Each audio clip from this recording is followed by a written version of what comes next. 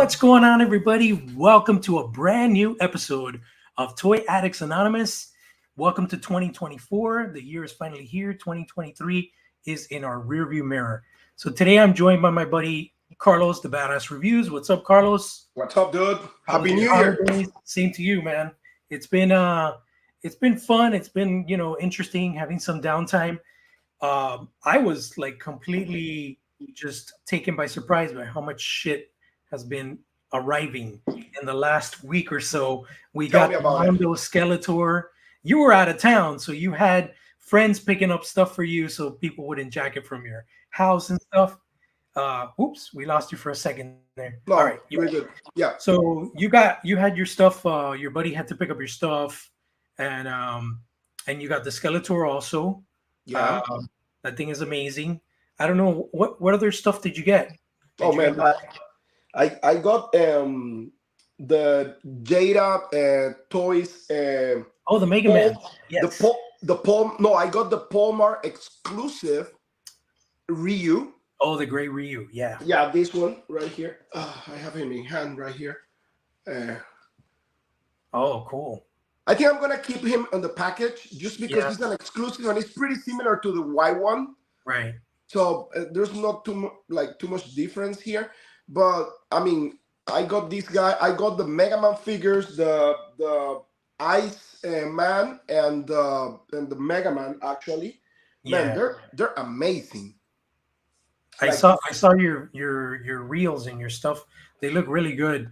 Yeah, they're impressive, dude. They're impressive. And also, I got the Skeletor, got those three guys, and man, I think that's it to wrap the end of the year. I think that's it. What I got. Yeah. Well, I got Skeletor, which is freaking amazing. It's definitely best of 2023 for me. Oh, I got Jacob Marley for you too. Oh yeah, that's awesome. Yeah. So I got Skeletor. I got this guy, which I'll talk about in a little bit. This thing is amazing. Well, Did you get yours? I'm still waiting for that, dude. My buddy Jacob, the one who actually picked up my stuff at my house, he pre-ordered two of them. He's giving me one of them, and we're still waiting, dude. Where'd you get yours from? Mezco Direct? Directly from Mezco, yeah. I got mine from Mallfish, and they have them in stock now. So you could tell Jacob maybe he wants to get them through Mallfish, and he doesn't. Yeah, but the thing is, he already paid the NRD. Oh yeah, because there's an NRD, right? Yeah, and I don't want to. I mean, I already give him my word, and I don't want to tell him now, oh, you know what? I'm gonna buy it from. Yeah, no. I was saying you could tell him to get their Mallfish also, because Mallfish does free shipping, so you would only pay 120, 150 off the bat, no tax, nothing. Yeah, I think he got it first than everybody else. Mallfish, yeah. I don't know how, but so today's a special episode because aside from being the first episode of the year, we have a very special guest, which it's kind of funny. It's such a small world. We ran into him at the Bits and Buttons show that we did over the holiday. Yeah. And there's creators all over the place. And we got Brandon Braswell from 9 to 5 Warriors. What's going on, Brandon? What's up, Brandon? Happy New Year, guys. Happy New Year, man. Thank you so much for being here to kick off 2024 in a big way. We're really excited. I've been following your Instagram account for a minute now and just really excited about the concept. I love, when I see those figures, the one thing that I think about is the 90s, those gimmicky, action figure lines and stuff like that. And then the concept of 9 to 5 and office supplies. It's just so cool and so outside the box and so interesting. And, really, we want to know all about this. We want to know where it derived from. We want to know how you've taken it from concept and thought to actual physical, tangible product that is actually shipping now. Congratulations. Thank you, man. Damn, yeah. That's a lot to go over. How long you got for me, guys? Well, we usually go on for an hour and a half, sometimes 2 hours. It all depends on how much time you have to give. So just to start off the year, obviously you're a toy collector. Any cool hauls? Any nice pickups you got over the holiday? So I went to Designer Con right before my Christmas vacation, and Designer Con was cool. I wanted to just walk around and showcase the brand, and for that, I actually created like a miniature diorama that went on my back, and I was able to showcase the toys and talk about it with new people. But I was also there to just scope it out and see what new, art toys are out there, find some vintage finds, which I did. So my pickups were random. First, I've got the Mythic Legions Knight. I forget the exact name, but the Valiant Knight, I believe. Oh, yes, the Valiant one. Yes. Yeah, it's the newest one. Everyone was like super gung ho. This is my first Mythic Legions. Hopefully, it doesn't, end to like my whole collection is now Mythic. So avoiding them. But you start with the bang, because that figure is actually like a 3.0 body. And the articulation is amazing. The actual accessories and all the actual display modes that you have with that action figure, they're like insane, dude. Like totally. Yeah, man. And that's what drew me to it. Like I'm not into knights, and just like I need that figure. Like it just looks so unique and cool. And I've always been a fan of their work. I never purchased them because I didn't know where to start. I got a couple of the Cosmic Legions, thankfully, since I just started. But Mythic Legions I've always had my eye on it. I was pulled the trigger almost on the Trolls, which are like the giant ones. Yeah, exactly. But aside from that, a lot of little trinkets, a couple supported artists, and then I was happy because I found a 1990s Kenner Terminator toy, the T1000 carded. Wow. I literally just packed up my toy room. I was telling JP before we started, like I'm right in the middle of a mood, but I would show you around basically. But my whole collection is primarily vintage, so like everything that ever like sparked my like nostalgia like trigger is like, ooh, what was that? I remember that. Yeah, I instantly buy it. So you keep your stuff in box, kind of? Is that what? Yeah, I'm a box collector. I have very few loose stuff. I don't know why. Like, to tell you the truth, making a toy excited me so much that like the package was always on my mind from day one. Like I just saw the finished product. As a kid, I just loved packaging, reading it. Of course, I tear into it and like, play with the actual toy. But before I got into collecting, I wasn't into the toy scene at all. And that's kind of like how 9 to 5 Warriors actually started. We could segue later on, but I'll get into that. But I didn't collect toys at all. And then once I collected toys, I collected everything from my childhood. I was like, oh, I remember that. I remember that. I remember that. Yeah, we all have our stories. I, for one, particularly, I was embarrassed to walk into a Toys R Us at one point in my teenage life. But, once I found out about there being a toy collector community, that was it. That kind of opened up the gate to, what this habit has become. And now it's almost kind of like a segue career. Carlos has his own story. It's really interesting to find out, the background of what made us the toy collectors that we are today. Before we get into any other conversation, just want to say hello to our participants. We got Obi-Wan Chingones is in the house. What's up? And Ronald Santiago. Thanks for joining us, guys. And I know there's a couple of ghosts there that haven't said anything yet. But yeah, definitely. I think that concept that you did, Brandon, for promotion was freaking genius, brother. Because you didn't have to pay for a space. You just got a guest or whatever. You didn't have to get an exhibitor badge, right? You just got a regular. No, I originally paid for one, and the issue is that I didn't have the inventory in hand. So right. I kind of wanted to, I started as an investment either way. I'm obviously we're in Miami to fly over to LA. The idea was to set up a booth to mingle, network, but since I wouldn't be selling anything, it'd literally be 100% all lost. So I was like, right. How do I combat that? I want to showcase the brand in some way, and of course, I want to shop and hang out in DesignerCon. I love that show. So the idea had always been in the back of my mind of creating a backpack, and this is it for those that don't know what I was talking about. Dude, that is awesome. I'll turn on the light so you can see. Wow, dude. That's crazy, dude. Bro, that is That's ingenious, dude. So the original idea was, you know those old Macintoshes that are like rectangular shaped, like Yeah. Yeah. That's actually one of the characters in 9 to 5 Warriors. And I bought one. I gutted it out. I replaced the screen with an iPad, and I used that for shows. And I like also had a cubicle set up, and I used that for shows. I kind of wanted to put backpack straps on it and walk around with it. Yeah. Figure out a way to open it up and have like a little mini base in there.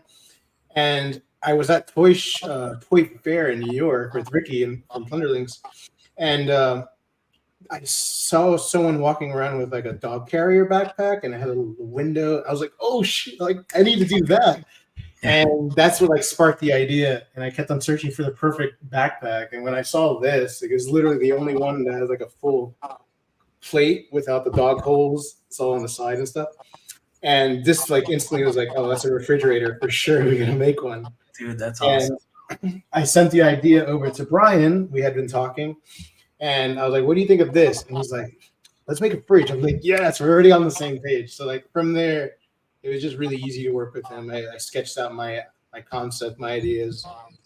He threw back his, and it just came out to this. I'm super stoked. I got there in LA first, and then he shipped it to me, and I was like, "Oh my god!" Like the day of the show, I was dude, that is awesome. That's crazy. Brian Almeida, right?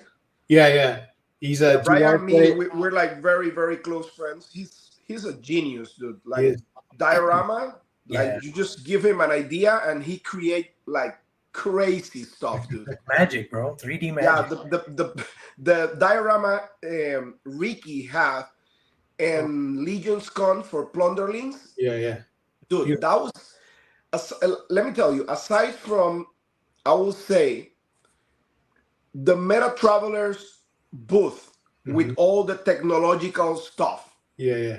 And Plunderlings diorama, that's it. That was like the highlights, like the best booth in the whole con were like Plunderlings and Meta Travelers. That's it. And everybody was like, "Wow, look at this. He created a whole world." Yeah. Like he that made was that. That's how I met Brian. I went to Toy Fair. He made that for the Toy Fair booth. And we had a really big space. I think it was like a 20 by 10 for Plunderlings. So Brian created this. It's all interchangeable. You guys have to check Plunderlings or Brian's Instagram for the photos. But that was like, everyone stopped by the booth because it felt old school Toy Fair. Yeah. You had upstairs, downstairs, all these state-of-the-art, booths with digital pet arts and all this random toys that are like no longer toys. They're just like tech extensions. And Plunderlings is there, like a good American toy, has this amazing booth, like throwback to the 80s and 90s of what Toy Fair used to be like. And everyone stopped like, "This is amazing." Like, yeah. And that's the energy I love too. Like, it's about that right there is like, how do you make a good toy? Like classic, rich in story, fun characters, and having tangible things like that. I think it just takes it out the park. That's what the whole thing is with this 9 to 5 Warriors. Like the concept, obviously you've put a lot into this, all the way from the commercials, getting like a real cool narrator to do the narrating and stuff. Like, talk to me about vintage, dude. Vintage. Talk to me about how this was born, dude. And like, obviously, creatively, you say you're an artist, right? So you have what are you handling as far as you've been doing the 2D designs and like handing it over to a 3D sculptor? So it all ties into how it started. So like my background is storytelling. So I'm a video. I was always in video production. So I started off as a video editor, camera, etc. And storytelling is my go-to thing and what I excel at, I feel like. And like I said, I wasn't collecting toys at the time when I started this venture. At the time, I went to a restaurant and next door was this toy shop. And while you wait, you walk into vintage aisles and you check out like the toys. And that's where the idea struck me, because I was just taken back instantly with nostalgia. I had all these memories rushing through, and I was like, I want to create something like this. So with my background in film, I know how to convey those emotions and that sensation through visuals, music, etc. But that was the first time I actually had it by holding up a toy, and I was like, I want to create something like this one day. Like I want to create that future nostalgia. So like the idea started about like wanting to create the sensation, that feel, and that all rooted to story to me. So my background is literally just that. I have, I'm good with the computer, video, editing, etc., but I can't draw for shit. So that's where like talented people. So you basically verbalize your idea, and then people have put it into like actual. I make a mean Photoshop mood board. I'll put together. I have the original like 9 to 5 Warriors brief. And then, it has the thumbtack through the an actual eraser, the drawn-on face, paper clips, like the things I made as a kid, and references of characters that I wanted to embellish. Might have had a face of an actor, or the supplies I wanted to be implemented. For Colonel Custard, I was like, I love Shredder and the cape, and I definitely want the sensation of this evil, like Napoleon, like complex character that he's a huge ego, but just a short little dude, angry. And it's just through that is how the artist, can convey my vision, basically.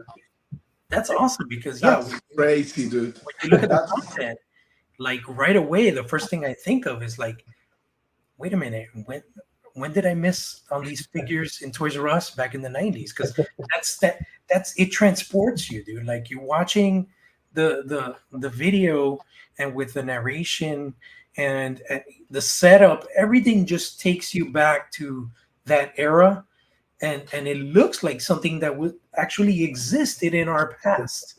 Yeah, dude, I've seen the commercials. I'm like, dude, I'm watching a Masters of the Universe commercial, dude. like right now, like it's the actual voice, like and everything, and the look. I mean, like everything about it, like all the editing. This, like, man, it looks incredible. It's fun to watch, like especially nowadays.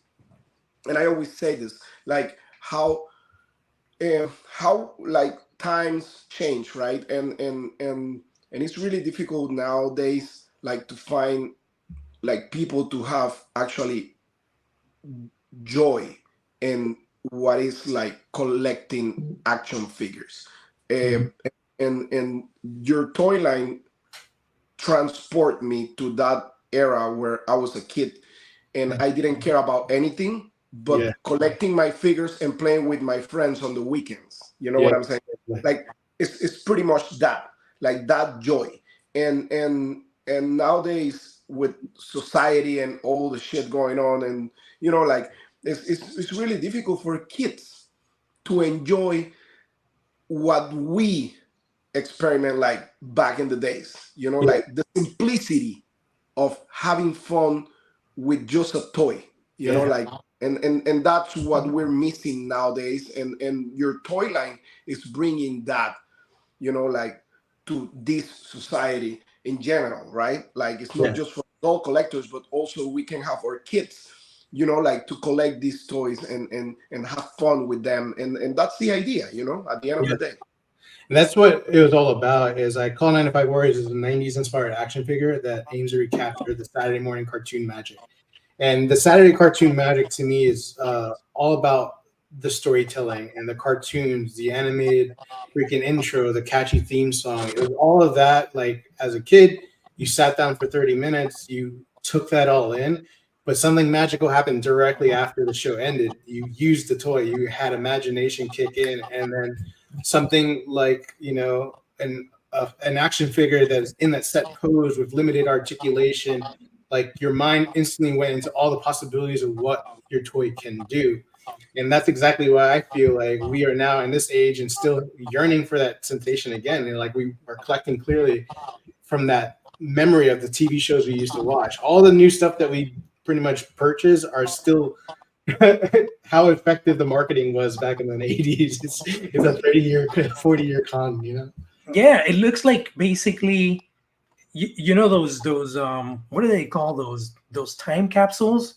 It looks like if you would have made those in the 90s and just buried them in a time capsule somewhere, and now you're just like bringing it out to the public. You know, you just open like your mini box toys from the yeah, 90s. it like Pretty much. transcends time, dude. Like I look at those figures, and I can't wait to like physically, tangibly handle them and look at the packaging and stuff. But immediately, it transports me to walking down the aisle at Toys R Us, which we no longer have now in the U.S. But it's still great memories, and like collecting Garbage Pail Kids, and going to the ice cream truck to get Garbage Pail Kids, Wacky Packages, all those kid vibes, all those carefree vibes, like Carlos says.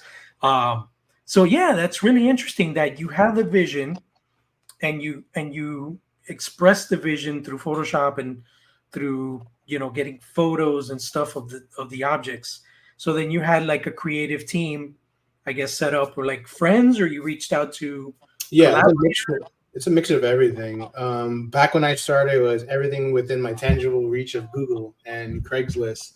I was living in LA at the time, so again, kind of with the background of film, I acted like a producer. I was like, okay, how do I need to make this work? Because the toy idea was always something I wanted to do, but I had no idea how to get started, period. And what I did know is like, okay, first, for that toy to mean anything, I want to focus on the story. And how can I convey the story? Well, let's make a montage, the 60-second intro to a show that doesn't exist yet. Let's make trading cards. Let's make a comic book, things that I can quickly Google, and it's affordable. I could send it to a printer. So I literally started there. And so I came up, reach out to an illustrator to get the initial characters out. I produced my brief of the 10 core characters, I think 3 or 4 vehicles that I had in mind, gave it to him. After 2 revisions, it was pretty much spot on to what you see now, which is similar to this art, which is like from the oh, that's cool, cereal box I made. So I would do exactly this. That's awesome. It looks like a mini cereal box. Yeah. And the inside was, unfortunately, these did sell out recently, and I'm kind of sad already because it's the final. Oh wow, wax. So inside of these are the wax packs, and again, like, how do I tell story? It's like choose your side. Water cooler commandos. That's these two forces clash over total office domination. There's like funny little things in there, like the ingredients include tapes, pencils, donuts, etc. And then the cards themselves, I literally found a way to print them out. Had the same artists. Well, I had an illustrator create the characters, which were these right away. Okay. From there, I was like, well, I want to make them move. So I knew I needed an animator. And the premise was to create the 60-second TV show intro. Find a catchy song, or create a catchy song, actually, and tell a little bit about the story through the visuals. So like every TV show started with essentially how something got created, or you see battle scenes. So that's what I kind of went with. And let me tell the story of 95 Warriors, which starts off with a freak accident. So there's a can called Jensei, which is like the energy drink, a Japanese energy drink, that the main protagonist, Alan, the lone office creative worker, he knocks over by accident onto a trash can, which in traditional 90s fashion gets electrocuted by a surge protector and sparks these creations to life. And Alan was like a creative guy at the office. He would actually make action figures from his office supplies, so Major Eraser, Tech Sergeant Scotch. He made all of them, and that's what sparked them to life at the end. But yeah, that was basically how I had the vision of the whole, every shot in my mind. I was like, okay, as a producer, how can I execute this? Who do I need to hire? And I hired like people from my animator, an amazing guy. We're still close. He was in Ukraine at the time. Unfortunately, got displaced because of war, but he put it together relatively affordable, because this was I did all this, by the way, like in 2012, so 2013. Wow. So it's been a minute, like 10 years in the making. And man, 2012 is when I moved to the United States. That's crazy. Wow. Super labor of love, man. And like, I love how you thought of every little detail. like those wax packs, the details printed on the outside of the wax packs, like I told you, it just transcends time. I look at that, and if I wouldn't have had this conversation with you, and I would have come across that at a store, I would have been like, when did these come out in the 90s? You know what I mean? Like, it's just, it's amazing how detailed they are, dude. Like, you really came up with an awesome concept, and super kudos for that, man. Appreciate it. No, it's funny as you keep saying that. Like, one of the marketing, like, obviously I created a brand, and then like, how do you get it out there? And at the time, I was kind of following a lot of like old school artists like Scott Hensley, who's hand sculpted some of the classics we grew up with: Ninja Turtles, Street Sharks, freaking like Exo Squad, you name it. It just went through Scott's hands. And every once in a while, people like him and other sculptors in that time period would open up a sketchbook or show a prototype that never got made. I was like, what? That's sick. So like, I was like, what if 9 to 5 Warriors is exactly that? One of these guys opened up this time capsule or this, old sketchbook, and voila, 9 to 5 Warriors is revealed. But I didn't want to be deceitful. I just was like, this is a cool idea. Dude, it's incredible. Like the whole idea, the whole concept, the story behind, like that's really, really awesome. And I think like the market now is like kind of like, especially nowadays for adult collectors, like the market is going through like that way. You know what I'm saying? Like you have companies like Super 7 doing the reaction figures, like 5 points. Even Mesco, they start doing like the 1/12 scale, super articulated, and now they're going on the 5 points, and and vintage style is and all these companies like Marvel, I mean Hasbro's trying to do that also. They try to do like 5 point, I think 3 inches or 2.5 inches figures, something like that. I think McFarlane also is doing the page punchers or something like that. Yeah. But it's really, really awesome. And what's really, really cool, like one of my best friends, Jason, he collects this line, man, that was in, I think, Toys R Us, called, I think something with food or something like that. Oh, Food Fighters, probably. Something like that? Yeah. Food Fighters. Okay. Yeah. So he was buying that, and he's like, dude, and one of the things that comes to my mind is when I ask him, like, dude, what do you like about these action figures? And he's like, dude, they're just fun. Yeah. He's like, they're just fun. I'm just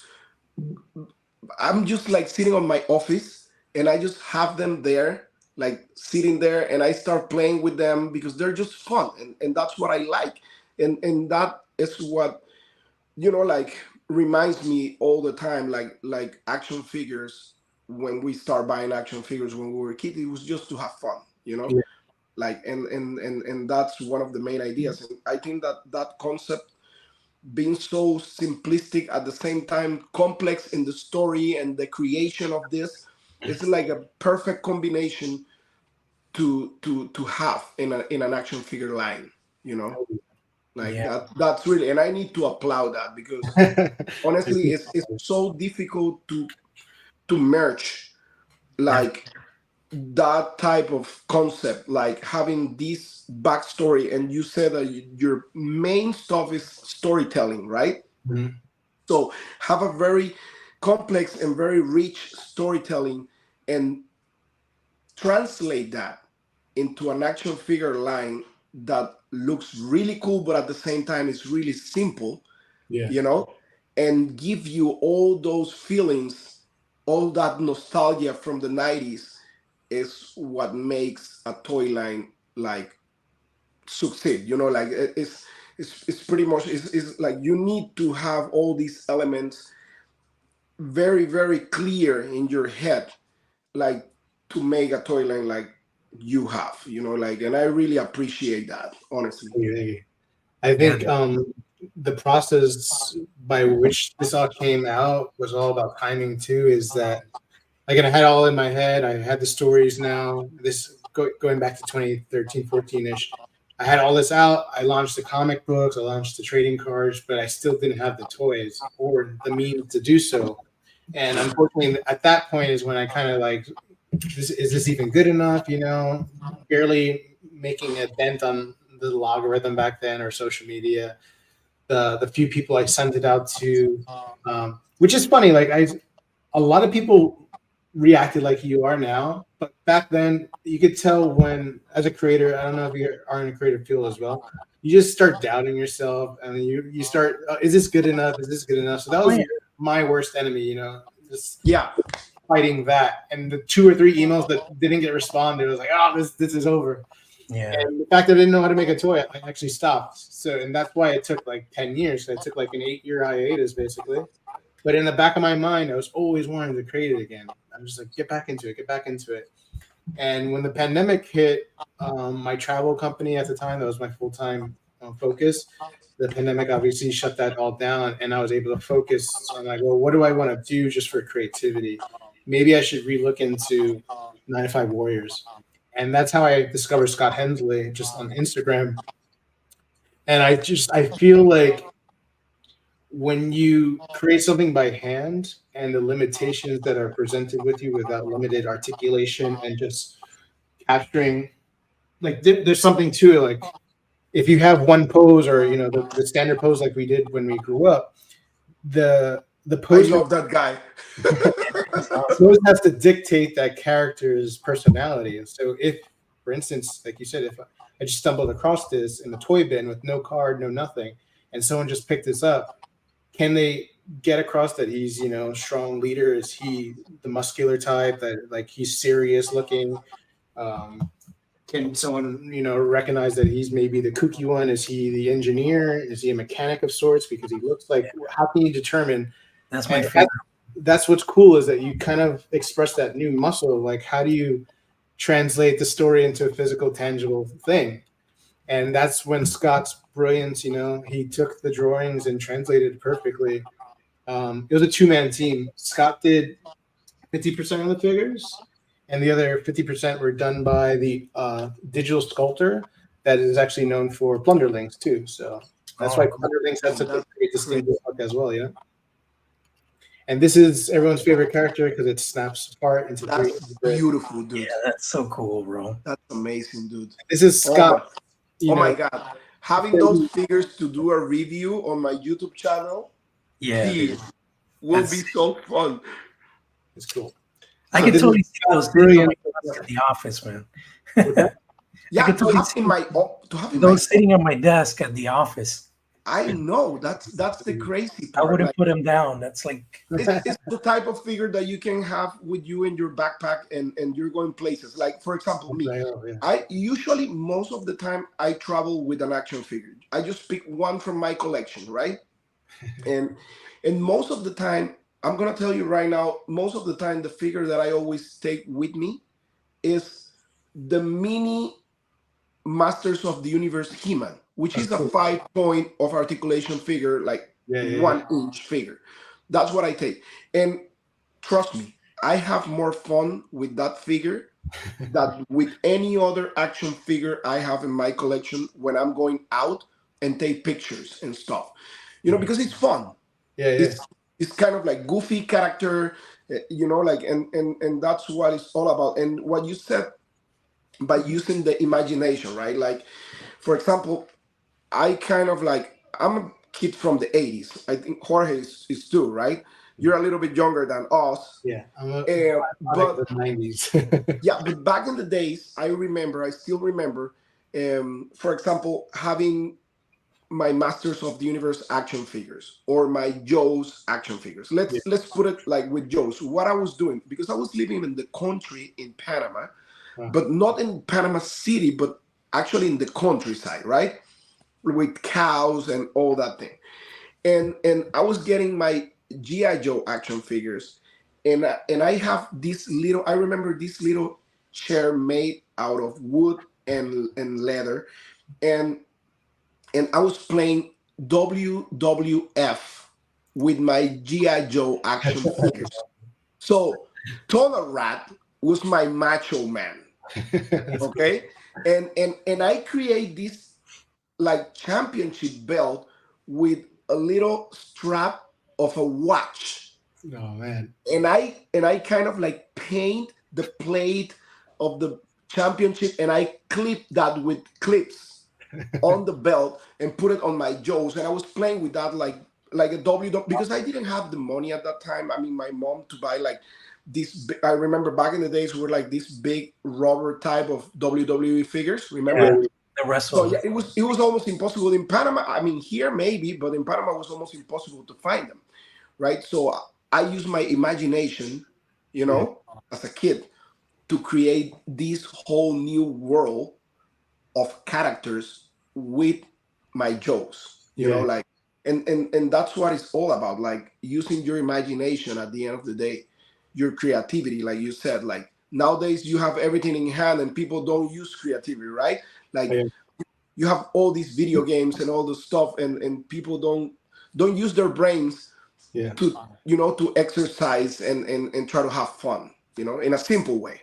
No, that's the thing. And like, well, I'm happy to report he fits perfectly in the pocket. That's how he was designed, like literally, so his hands go over the limb of the pocket and he sticks that's awesome. Perfectly. So like in a pocket, he looks like this basically. It's really cute. So he's an eraser. Yeah. So this is Major Eraser. I haven't gone into the characters. Yes, please explain like all the characters. While you get those figures, I just want to acknowledge some comments. I'm Not Bad TV says, haven't been this excited for a toy line in a long while. It's new, but nostalgic at the same time. Nice. And Obi-Wan Chingone says, I firmly believe that the storytelling is the most important step before trying to create a toy. It helps create the lore, which nurtures the memories and ultimately grows the following. Beautiful. Yep. Story's everything, man. Like if you buy anything off the shelf, and like there's some sort of a story attached to it, whether it's a story of how you use the product, as you envision it, whatever, like, oh, I need to buy this, or it's a story you've been told through the commercials throughout the years of like, this is healthy for me, this is why I buy it. Yeah. Definitely. So I'm only gonna go through the 4 characters that are available. There's 10 characters all in all, but only 4 of them are right now have been produced, so it'll be easier. So this is the leader, Major Eraser. You could tell. I want to show the packaging. Again, I'm a box collector and a packaging. Nice. Really clean, man. Dude, that is awesome. I think I spent more time designing the background than the toys. And the toys growing up, as I said, like I love digging into the back of a card, whether it's on the way home from, buying the toy and like just learning as much as I can about the story. So I give like a little bit about the backstory of the creation, the 10 other characters. It was important for me to, everything's mirrored. So it was important for me to have a receipt, literally. Oh, wow. Beautiful, dude. The receipt of everyone that was like involved in the creation of this. That is awesome. Yeah. That's amazing, dude. And because that was one thing too about Scott, again, the man behind so many childhood classics, like he was never, given the limelight at all. Like I don't think people realize how many toys he actually has created, and little things like you would have never thought, Happy Meal toys, etc. Like he's created so much. But nonetheless, this is Major Eraser. He's the leader of the Water Cooler Commandos. So the Water Cooler Commandos are the good guys, basically. And their objective is to maintain office peace. And that'd be an easy day's work, basically, if it wasn't for the evil mastermind, Colonel Custard. So Colonel Custard is the evil mastermind behind all of the mayhem that happens in the office. And he's like a bitter-old donut. The story was basically he was bought, and being the donut that he is, someone assumed he was going to be tasty. They took a bite out of him, and they realized he's stale and disgusting and tossed him in the trash. And from that, he created like a resentment of the humans. Like he really, think of him as like Captain America gone rogue, sorry, Captain Planet gone rogue. Okay. Everything he says is like, that actually does make sense. Why do we use single-use plastics, or why did we waste food? But he's all in a vindictive of like, let's get rid of the humans. So Colonel Custard is the bad guy. He's the leader of the Break Room Bandits. Major Eraser is the good guy. Major Eraser, being the eraser that he is, he wants to fix everything. He wants to fix every mistake. And that can be challenging, as an eraser can literally rub itself out of existence if he tries to fix everything. So there's a cool dynamic of like, how does he deal with being a leader and wanting to fix every single thing, but focus on what's the tasks that matter, you know? And it wouldn't be 90s without a fair share of zany characters. So also one of the good guys is Tech Sergeant Scotty. Look at the artwork. So Turbo Pork, who some of you may know, he's done a lot of packaging for Super 7. I followed him for years, and I was like, I can't wait to like hire him one day. And that's insane. So Tech Sergeant Scotchy is like the mechanic of the group. So he's got a little welding tool right here that, you know, out of a AA battery had like 3 push pins. And out of this, he's the guy that creates all their vehicles, their weapons, whatever you need, he'll fix it. He actually is a Scotch tape dispenser. Well, a tape dispenser. I don't want to get sued. I noticed it. That's crazy, dude. So what you can do is everything comes apart on him. It's kind of creepy because you're going to break him. You have to like remove every single little bit. Really easy. Everything pops off and stays on tight. And remove his head. Head's the only trick. Take off the skill.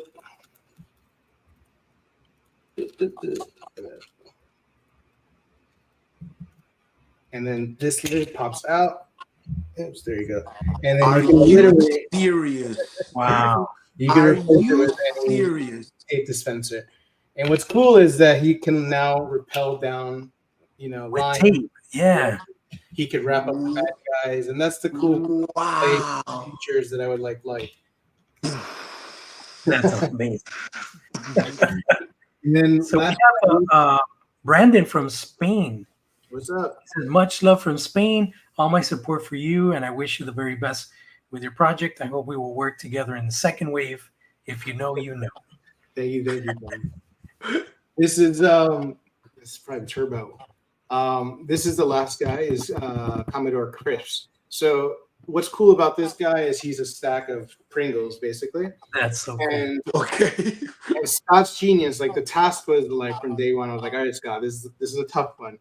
I need a character that is at least 3 to 5 pieces that can turn into 3 other, characters. But I don't want to use magnets. I don't want to use anything. I was like, let's see what you can do, basically. And his years of making Happy Meal toys and all the other cool stuff came into handy because he created this cool stacking mechanism. That is so okay. And basically, each of them are their own little creature. So this character is like a hive mind. So what one sees, the other one can see and relays back to Crisp. And he acts as their like communications expert, basically. So cool. You can lurk around the commander forces and see what's going on and relay it back to Colonel Custer. All the pieces snap nice and tight. It's cool, so they stay in. Dude. And he's got this like X-Acto knife type of chopstick spear. So cool. Dude, that's crazy. That's ingenious, bro. Like just the tape dispenser concept, the stacking Pringles. It's awesome. It's just like one thing that I think of is like Small Soldiers, for example. You have like, the whole concept of what happens to the toys when people are not around, and it's kind of like it's just awesome, dude. It really takes you back, like. But here's my struggle with your toy line in particular, and you'll probably understand it, Brandon, because you're a mint and box guy. I don't think I can have these just to open. I would have to have a set carded, dude, because the packaging and the design and the creativity of it is something that needs to be cherished and preserved, man. Thank you, man. I can't just rip those out, even though the figures are amazing, but I can't just have single figures in the office. I have to have those sets carded in a box because 20 years from now I want my daughter to be like, oh, I think these were my dad's toys from when he was a kid. No, honey, I got those in 2024. You know what I mean? Like they are carded, right? Like regular card, right? Yeah, 100%. And I was torn between them because I really did just want the authentic feel. They there's a couple of companies that do them like more modern, where there's entire plastic over it and you can snap it and reseal it. I was close to doing that. That's weird, but I wanted the sensation because at the beginning, when I saw the clearness on the card, I was like, it looks like it's all made out of the kind of like plastic shelf. No, it's really vibrant. It's a good cardboard stock. It's nice, and the size is like, I think it's 8x11 or 8x10. I have to double check, but it matches. So you mentioned Food Fighters. So Food Fighters and Ninja Turtles were my two favorite lines growing up. And I discovered Food Fighters in '93. So at that point, they were already discontinued. And I discovered them by randomness, like another older friend that had them. And I just, something about those toys that were like, these are just fun and cool. And I just became obsessed with them. And Ninja Turtles to me was one of the, a lot of people can agree, like one of the best toys. And like the TV show, the movies, everything was so much, especially with the story. So those two were definitely a huge inspiration on the toys and just that sensation I wanted to create. And Food Fighters, they have like an 8x11 card. It's an odd shape, and I wanted to throw back to that shape. So they're similar size. They're a little bigger than your average toy.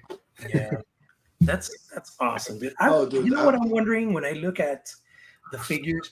For example, with the eraser guy, right?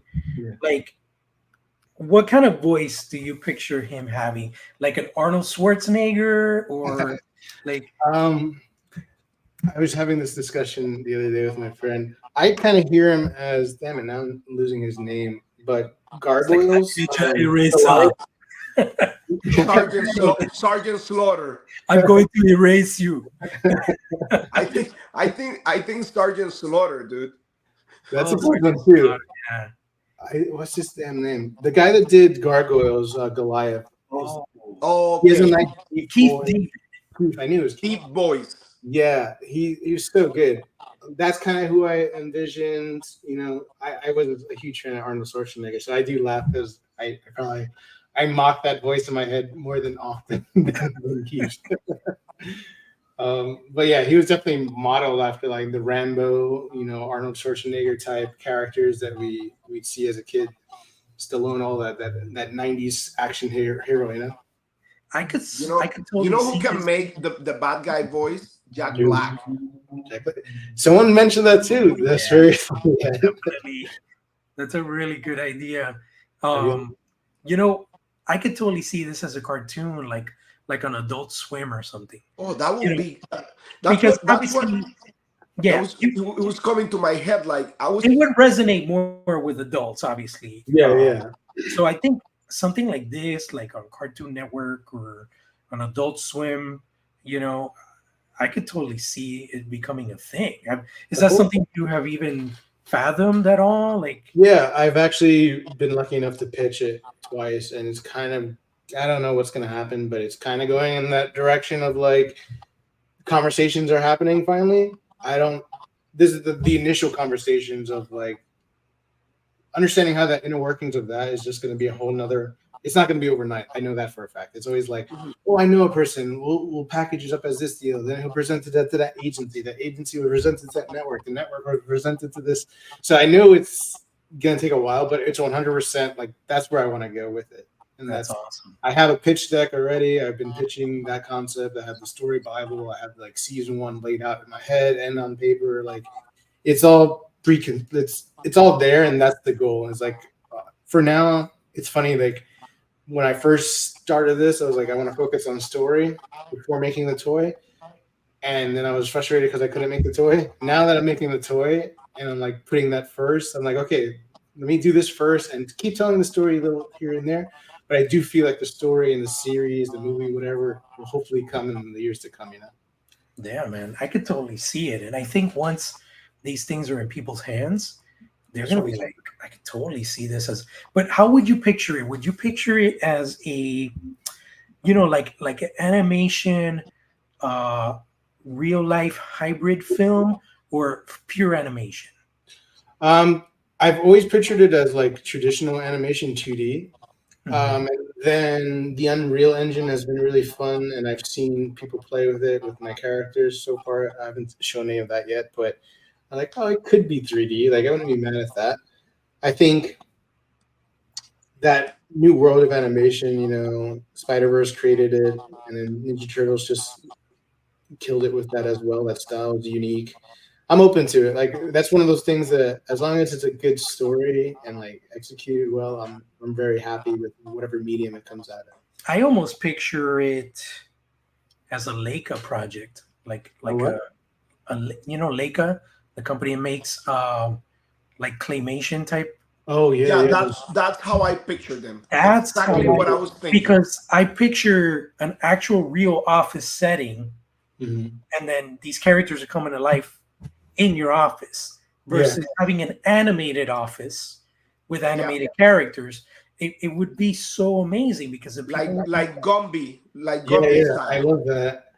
I'm open to that too, like, because I was trying to get it's funny you say that. I was trying to get like a traditional clay animation done of the characters, because Food Fighters had one commercial and it was all claymation, and it was so cool. Like, it was just awesome to see that. So like, I really wanted to create something like that. Can I present? I'll show you something cool. Yeah, that, sure. You know, by the time this goes live, it should hopefully be released. But cool. I work with a talented stop motion artist right now, and he brought the characters to life, the toys, and it came out so good. So I'll tease that for those that are watching now, and then by the time this releases, it should be out there in the wild. Awesome, yeah. Can I present? Is the option available? Sweet. Yeah, it should be there on. There's a present button at the bottom. Sweet. Yeah, I got it. So let's see if you see that. Yep. Is that all you've got? Just getting started. Time to punch in. I've got a Nice. base for your life. Surprise! You'll never defeat me, Major. I've just caught myself in a bit of a sticky situation. Back attack! What's next on the agenda? We put in the work to fight another day. Oh wow!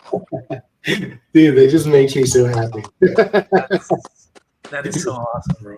See, That was like, crazy. exactly what you said. Like, I can't wait for these to get into other creatives' hands. Like, I'm creative to a certain extent, but like, there's still things I'm like, I won't see because I'm too close to it. And Zach, Stop Motion Zach, his Instagram, he's such a talented freaking artist. Like, what he created just blew my mind. When I saw the first pass of that with the you know, the animatics and everything attached to it, still the armatures, I was just lost for words. I'm like, this is freaking amazing. What the hell did I just watch? That was sick. Yeah. And just seeing him pose them at the end, that hero stance with Major and Scotchy, I'm like, how come I never even thought of that? Like, it's such a simple stance, but it just looks so badass. And Yeah. I'm excited for people. I don't think you don't need the clay stuff, dude. Like, with the action figures itself, you can do that type of animation and create episodes of that, and it will look amazing, dude. Yeah. Period. This is just the start. I gotta see what, like, this is all self-finance. Of course, I would love to. Animation's expensive. That's the downside of it. It's so tedious. But that's the hope. Like, having things like this, like a showcase, and then other people are like, holy shit, yes, we should do this. You know, It's like I came to the idea, like, you can use, like, at the beginning, for example, like, if you want to like load the cost and stuff and start like putting the content out there, like, what you can do is, like, you can do like short episodes on YouTube and put it out there, dude. Like, I can share that on my media. Jorge can do that, and we can spread the word, dude, like, around the world. Like, and you start doing those little shorts, and people are gonna start knowing that and notice it. And dude, like, I say that idea, shorts, episodes, is fantastic. It's fantastic. I'm all for it. I just gotta find the right people, the budget to do so. And trust me, when I saw this, I was like, Zach. Obviously, he's his own independent artist. He has fun with this. He creates amazing stuff for other brands. I was like, I want you to work for me full time, please. Like it's when you see that come to life. I literally just lost my shit. Even watching it now, like I still get giddy. It's crazy. Awesome, man. I'm Not Bad TV says that was amazing. Definitely need all 10 characters. Yes. And I can picture more than 10 characters. I'm sure you got some stuff in mind, right? Well, that's the beauty of Colonel Custard. So he's constantly searching for Jensei. So one thing about him, this is without the cape. So he's a jelly donut. So his leaky, this mirror is weird. All right. His leaky core is, mixed with Jensei. So he's constantly needing to replenish it. So he's always looking for it, but he also uses Jensei because he's the only one that understands the power of it to create new minions along the way. So, what's cool is that the water cooler commandos consist of 5. So you have Major Eraser, Tech Sergeant Scotchy, you have Lieutenant Lead, who's the pencil, like Major Eraser's right-hand man, and then Brigadier Bouncy, who's your, comedic relief, the explosion specialist, and he's a rubber band ball. And last is Corporal Can, who's literally a can of peanuts, and he and his spy minions are a cohort, like basically are the communication for water cooler commandos. And what's cool is really like Corporal Can's a pacifist, so he's really usually not on the battlefield. He's surveying it. He's got his minions everywhere. So it's really always a battle of 4 versus 5. They're always outnumbered. And the water cooler commandos, with their ingenuity, with Scotchy's, creativity and making weapons, and Major's leadership, always overcomes the obstacles and always overcomes the bad guys. So what's cool is that customer will always be creating new minions to defeat them. Like, okay, maybe this will work. Maybe, he needs to create an evil Major Eraser. He needs to create his own versions of, eggshells and all these other things. The possibilities are endless, That's what awesome, dude. That's pretty similar to the A-Team, right? Like every single one have like an ability, and they always in every episode overcome like the group of bad guys. Exactly, yeah. That's so cool because I can picture, like, for example, there's so many other office supplies that lend themselves to creating other characters, like, things like a stapler come to mind. A label printer can be like some sort of vehicle. Staple should be like a dog or something like that. Like they can write on the or like a mount, or something like that. Sort of mount, yeah. In one of the trading cards, like a speeder. Perfect timing. So in one of the trading cards, the stapler removers, right there. They were like, I made them. Oh, dude, that is awesome. Like supply seekers. Yeah. They search the office and munch around in the store. Crazy. That is so cool. So, and holding them back is Spore, who's like the brute force of the bad guys. He's a rotten sandwich. Yeah, that's cool. That's insane. I'm excited. Trust me. The only thing is like holding me back is time and resources. But for the first time, I'm enjoying everything. Like I said, back in 2013, like I just wasn't in the mindset of this right now. I was like, I wanted it to happen right away. Like it's really hard to temper all that. Like I have so much creativity. I just wanted to see it come to life because it's like the smallest thing, even if the trading card just wasn't enough because I wanted the actual figure. And now that this is finally here, and even before that, like I just finally got into the enjoyment of the process, like letting go that it's going to happen this year, next year, 10 years from now. Like I just was like, fuck it. I'm really just making this for myself as the collector, as a nostalgia chaser. Like what would be that thing that I'd be like, I want to buy it right away. And so that's what's getting me through it now, just having truly fun with everything and creating more characters. So these are available at Big Bad Toy Store, correct? Yeah, n95warriors.com. The website will be updated. You can make orders to it now, but it's Big Bad Toy Store or 95warriors.com. Okay. Yeah, I'm gonna share the links here. Can you just put the link for everybody. And what I'm gonna do is I'm gonna share it on my accounts also. Sweet. Thank you. Like I already did like I think I did like share in one of my stories like your backpack video.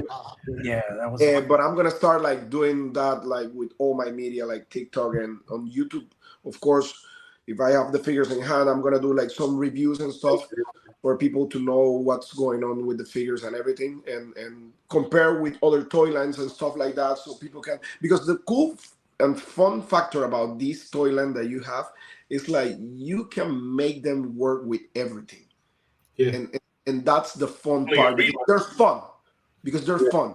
So you can mix that with everything, and that's the cool part about it, like especially for toy photography and stuff. Exactly that. Like what I hope toy photographers and other people that like are really keen on articulation points and whatnot, like I hope what they see is that they can see this, and now everything around them and their background, everything becomes the playground. And like you'll rethink how a soda can looks. You'll rethink this thing on your desk, like, oh, maybe I could use it in the next scene. Yeah. And truthfully, everything becomes the toy, and the toy is perfect. You can leave it in your cabinet. You can leave it in your that's what I'm picturing for my Instagram account. I'm gonna start taking pictures with those figures, like in the office and stuff like that, in places like Starbucks and stuff like that, where you're like, damn, you know, exactly. like everyday like settings. Because yeah, that's the whole thing. Like, for example, Carlos and I, we're huge like articulation whores, basically. We love more articulation, the better, right? Because we like to pose our stuff and do dynamic displays and stuff like that. But this type of product comes along, right? And there's so much nostalgia behind it. There's so much creativity behind it.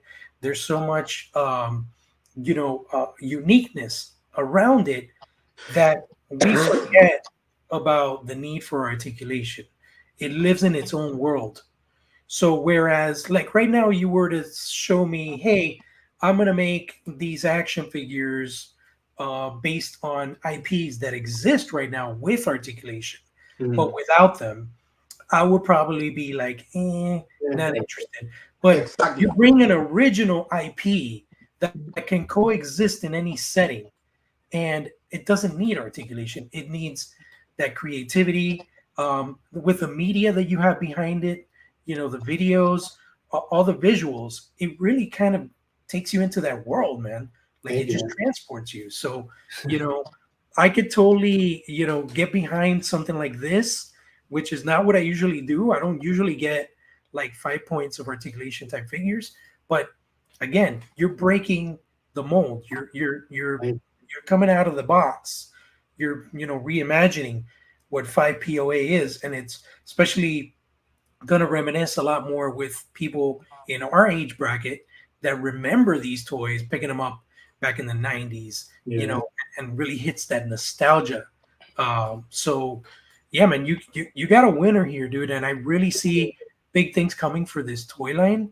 I can honestly see, you know, 5 years from now, 9 to 5 Warriors either on, you know, whatever platform there is for animation in the future or a feature film, man. Let's get there, man. I'm praying. No, yeah, dude. Like honestly, like the line is really, really awesome. Like creativity, the creativity behind like everything with the Scotch tape, man, that was genius. And that's one of the things that as I was telling you, the whole life is like about what we're missing nowadays, right? Having fun with simple stuff. You know, like you can put that guy like with the tape in a box. You know, like you have a box and you just put the tape on it and he's hanging with the dude. It's insane, dude. Like picture, like photography wise, I'm like here in my head, I'm like, damn, dude, like that's crazy. You know, like having the razor and thinking on the razor, I was thinking the whole time when you told me the story about him trying to fix stuff, right? And I was like picturing the eraser using like himself to erase errors and stuff from humanity, and how exhausted will be for him to try to fix everything, which at the end of the day, you can't fix everything by yourself. Yeah. So most of the people trying to fix stuff by themselves the whole time, they get burned, you know. And that's a really interesting like factor on the story, and I really like everything about it. So it's a kind of like a tragic, like a kind of like a tragic side of the story for him, which is really really cool also. All of them have a deep, human factor that you can relate to at some point. I joke because there's one, I said that there's a computer character who's literally named the Wise Grand Maxter, because he's a Macintosh. And he acts, because he was plugged into the surge protector, he's technically the 11th and forgotten creation. But he serves as a mentor to the water cooler commandos. Think of him as like a Zordon to the Power Rangers. Okay. And every episode, they come to him like, how do we solve this problem? And I want the problem to be like something that can be, yes, it's about Colonel Custard and some crazy crap that they're getting into. But if you really pull apart the problem, it's something that like we all face complications with dealing with an aggressive person. How do you neutralize the situation? So like I want Maxter to be like a Tony Robbins type and give them really good advice that like as a viewer, like shit, I need to try that in my life. Life coach. Yeah, that's of course they ignore it and then kick out.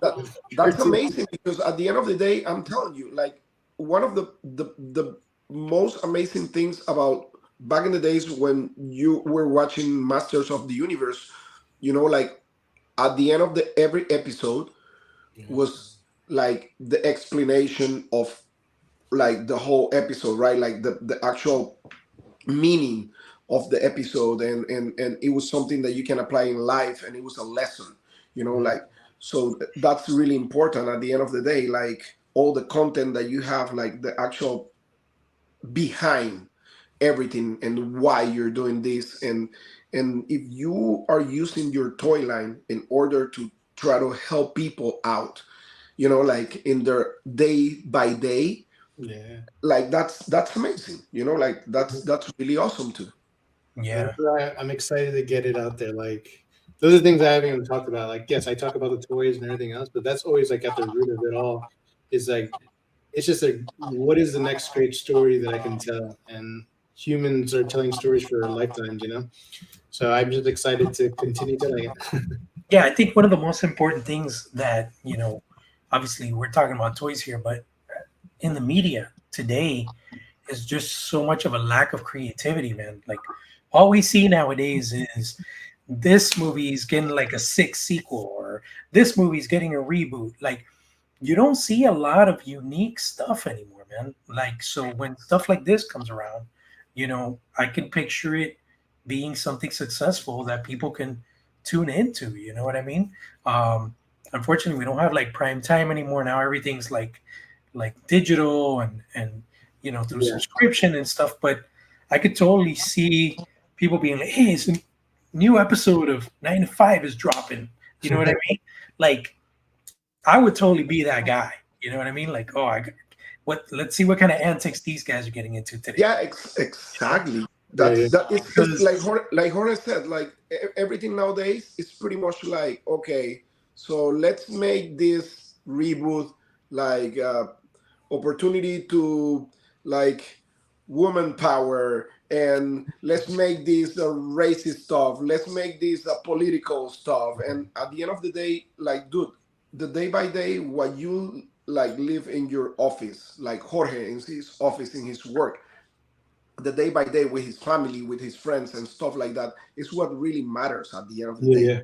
You know, like, and if you kind of like give that message in your episodes, in your story, like how to help people out to solve problems, like the day by day problems, that's way more important than going with the trend of making every character now like a girl, or doing this like this way like Hollywood is doing. Like at the end of the day, that's kind of like, you know, like that doesn't make sense, at least to me in my way of life, because I'm a family man, you know, and what I want for my daughter, from my family is to try to left something positive, and then education wise, having more common sense, It's just because it comes off disingenuine. The company, well, there's two statements you guys made. First, everyone's remaking something because it's so incredibly hard to launch something brand new, and they rather spend those resources on already an existing market. It's a lot easier to release, Ninja Turtles to people that already know it and have that 30-year marketing burn-in, versus here's 9 to 5 Warriors. Like, well, who's your target demographic? Are kids going to watch it? Or, well, that's a risk I'm going to take. Do they understand office life? Well, who cares? When in the 90s, I watched a bunch of things that went over my head, or like, it didn't really matter. And then to the other degree of like, when they're creating these stories and now trying to force something that doesn't need to be forced. For instance, like X-Men, the animated series, at the end of the day, like, it was about prejudice and it was about racism. And it was like created in that civil rights movement type of like, these are mutants, they treat them like shit, get them out of here. And it wasn't it didn't have to try to be like that. It was just a good story, and it naturally showed what happens in human history whenever something new comes along or someone else tries to take someone else's rights.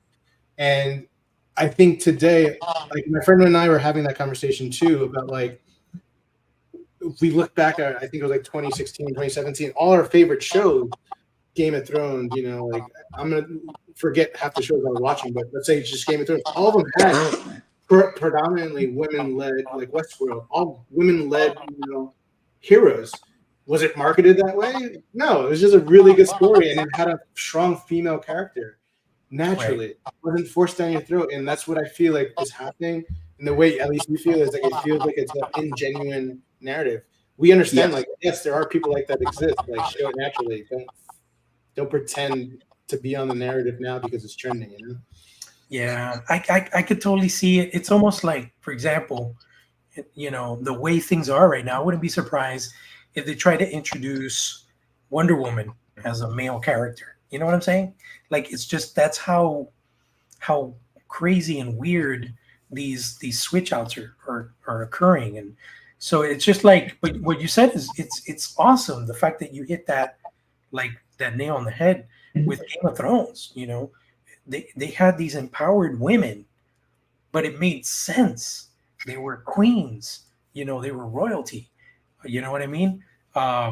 So the narrative just made total sense. Yeah, I just saw a movie. And I was like, man, I kind of like this movie. Even it didn't got like good reviews, but most of my friends who saw the movie, they like it too. This movie from Zack Snyder that is in Rebel Netflix Moon? right now. Rebel Moon? Rebel Moon. I liked it. Dude, I like it. It was really fun. It wasn't like a movie for the Oscar, but it was a fun movie. It was a strong woman character. It didn't bother me at all. Everything makes kind of like sense on that movie, and it was really entertaining. And I was like, wow, I kind of like want to see the second part of this movie. Definitely. It was really cool, but it's like doing things very natural, not forcing stuff because of the trend, and I think like what you're doing here is something really original, really authentic, and really natural. And that's what I like. It's really a really honest product that you have, and that's the cool thing about it.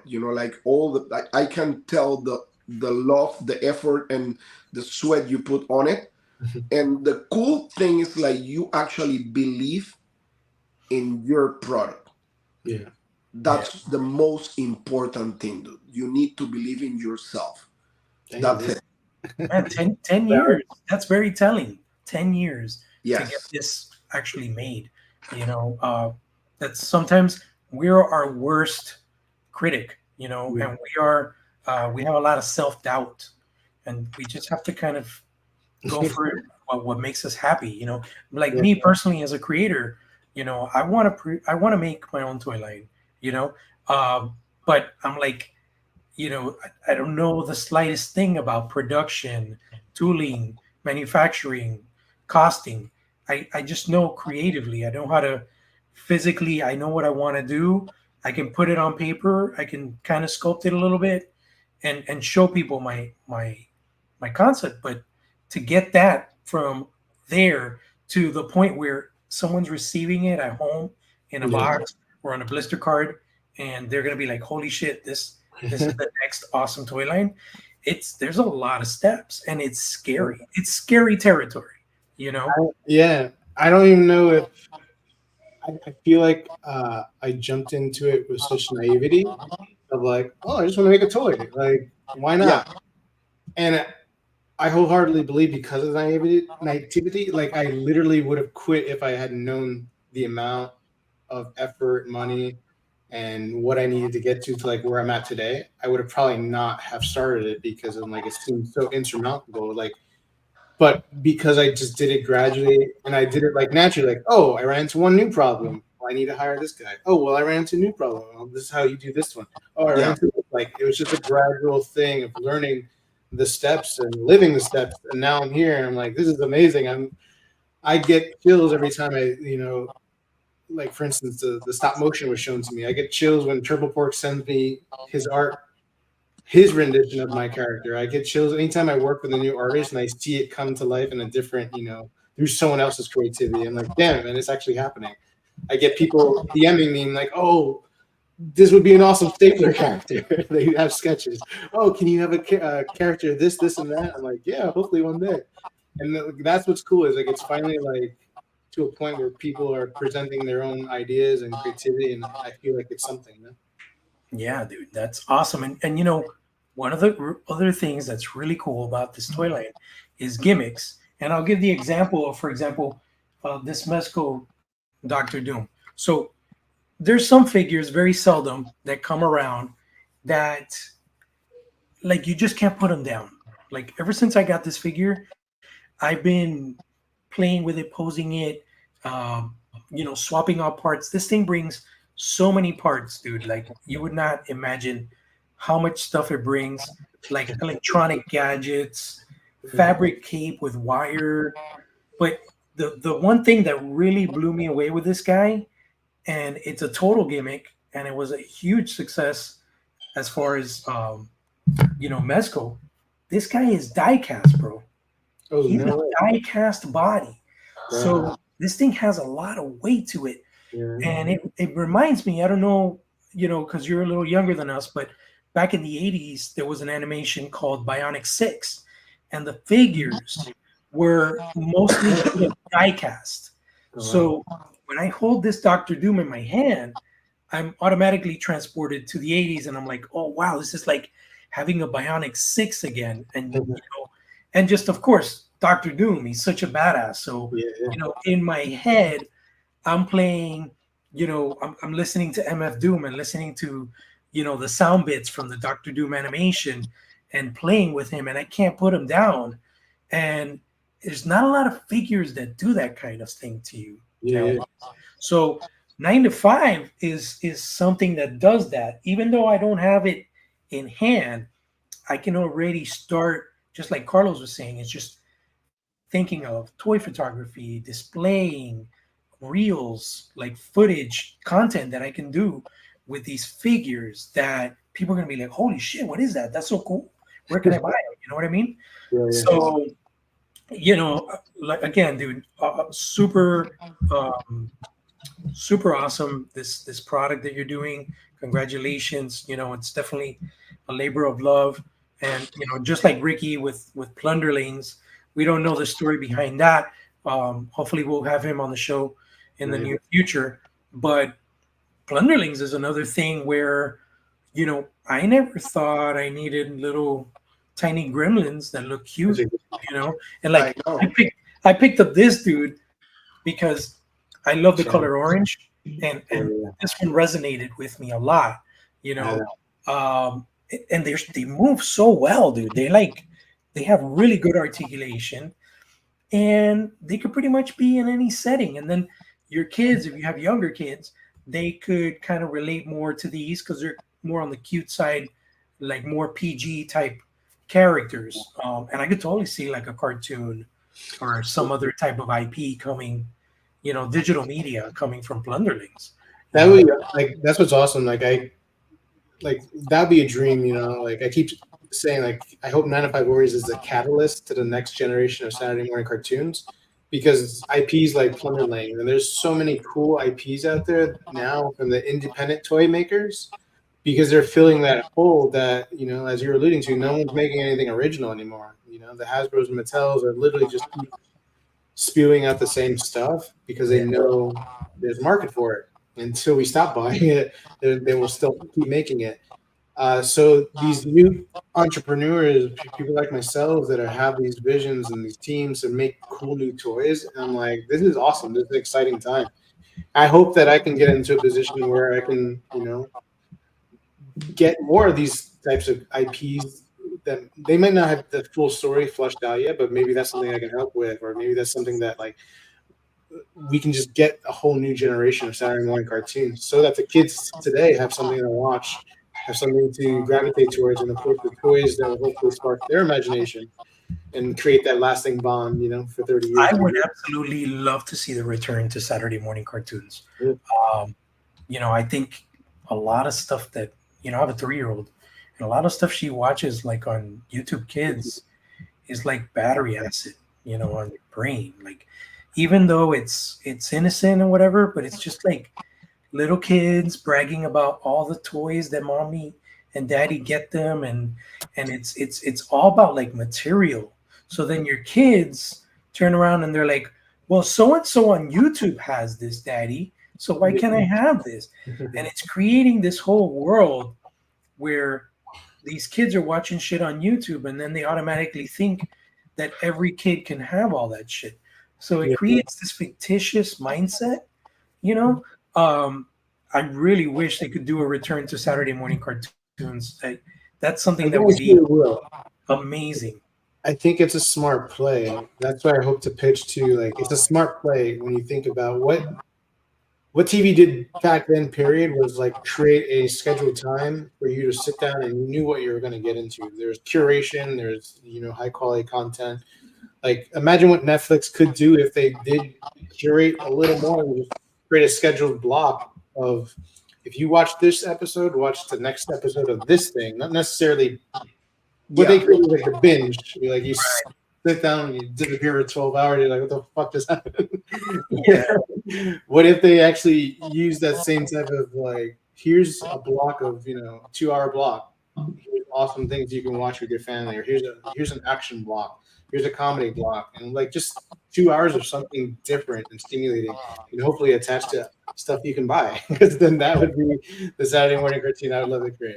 Yeah, and I mean that's the whole world we were exposed to, right? We would watch the media, and then the media would convert into a tangible product that then we would ask our parents to buy us at Toys R Us or at Play World or at Kmart, So it's definitely a win-win, because you'll have the media buy-in, you'll have the numbers, the visits, the watches, plus you have the purchases at retail.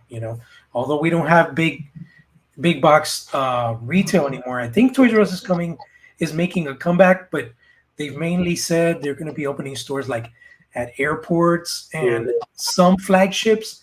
At one point, I don't know if you read the article, they said they were going to do one of the flagships here in Miami, but I don't even know where that would be. I mean, I have a couple ideas where it would be a good area, but I haven't heard of anything breaking ground or anything opening soon. So it's a different environment. I went to the one in New Jersey, which is like the largest flagship one. It's missing something still. Like, I don't know what that is. My guess would be like you still kind of need an experience of some sort, whether it's like a kid playpen for playing with the toys or something. I don't know. There's something that needs to happen, because like, if you look at like Apple retail, like you have, the clean slates of the wood benches, and you have the phone like right there, waiting for you to pick it up, waiting for you to play with it, to utilize it. I think Toys R Us needs to go into that realm of, it can't just be a toy store. It just can't. Otherwise, you just buy it on Amazon. Like, what's the point Did the New Jersey store have like like all sorts of product. Because one thing I noticed, for example, like at the Toys R Us in Macy's here, it's mostly focused on like more like toddler, up to like early teens. They didn't have a lot of action figures. They didn't. I went specifically like Mutant Mayhem was coming out, so they're just releasing. Like I gotta go to Toy Store here in New Jersey. They didn't even carry Ninja Turtles. I was like, what the hell? No, they didn't carry Playmates. I was like, is that just a licensing? But like, it just felt so weird. And I think it's because it's just a store. Because now you're just like, you go to the toy aisle in Target, it's the same satisfaction, you know? It's just but it's not like, because the space is so limited, you know, like if you don't get that one, you know, Junkyard and Mutt that they just got a case of 10, you're waiting like another month before they restock. Whereas Toys R Us used to have cases upon cases upon cases, pegs and pegs and pegs. So you don't see that volume anymore. So you gotta resort to online retailers. So it almost makes you wonder, you know, in a way, a lot of things are just never going to be the way they were. Again, I don't think we're going to have the experiences of like a Toys R Us or a Lino Play World or a KB Toy Store anymore. It's going to be very different, you know. I just hope that in the future we get some sort of remnant of that, so that our future, you know, children and generation can experience those things that we experienced as a kid, you know. Yeah, I think it could. I'm hopeful that something like that can happen. If I'm gonna go down this route of creating content, hopefully in a series, then I try to, you know, steer it towards going into a store experience. What does that look like? I don't know. You could watch the episode there. I don't know. Like, there's something to like, what if I took content and then made it experience that you can actually go to a store to do something there, and of course buy the toy. Like, I think I want to experiment in that realm, is because I'm exactly like you. I get kind of like melancholy. Like, what was it about that? And it wasn't just the IPs that were on the shelf at that time. There was an experience within that store that if you can figure that out, like, I think it can happen again. It's going to look different, but it's going to feel similar.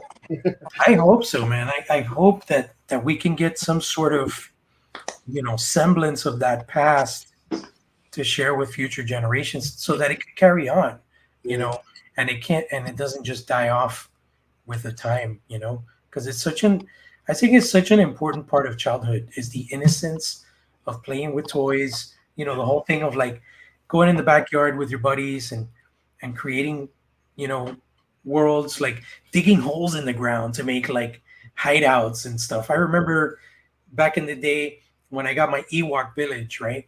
And for some reason I was like, what if it snowed on Endor, you know? So I was like, how the fuck do I make snow? So I went and I get to the kitchen without my abuela seeing me, and I got the tub of salt, and I poured Morton salt all over my Endor village. You know, unfortunately, it rained that day, so that shit crystallized and it fucked my Endor village. So I was forever having like a frozen Endor village covered in salt. You know, but those kind of things, you don't see that shit anymore with kids, man. Kids are all like their little electronic devices and their card games and shit. It's just not the same, man.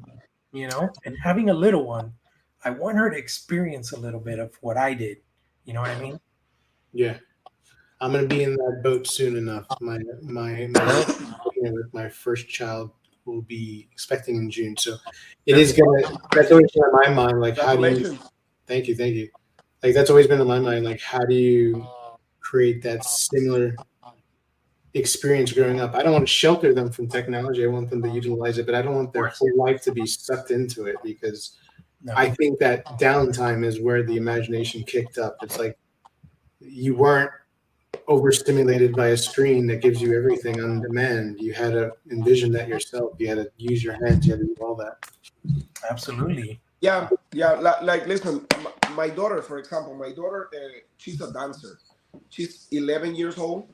And this year, we got rid of all her Barbies, and I was used to buy her like Masters of the Universe and stuff, like Shira action figures, and she had pretty much everything, like toy wise, and she was playing all the time when she was little in her room, and playing with her toys and stuff like that.